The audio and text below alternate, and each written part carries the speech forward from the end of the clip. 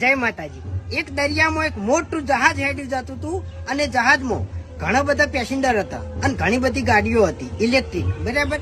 એ જહાજ રનિંગ કરતું કરતું કમ્પ્લીટ દરિયા વચ્ચે પહોંચ્યું અને એક ઇલેક્ટ્રિક ગાડીમાં આગ લાગી. એક ગાડીમાં આગ લાગી ને એટલે બીજી ગાડીમાં આગ લાગી. એમ કરતે કરતે આખા જહાજમાં આગ લાગવા માંડી, બરાબર. એટલે એ જહાજના માલિકે જે પ્રમાણે પેસેન્જર હોય ને એ પ્રમાણે એને બોટની સુવિધા રાખી હતી એ જહાજમાં, બરાબર. એટલે બધા પેસેન્જરને એને એના બોટમાં બેહાડી દીધા અને બધા પેસેન્જર કમ્પ્લીટ બચી ગયા.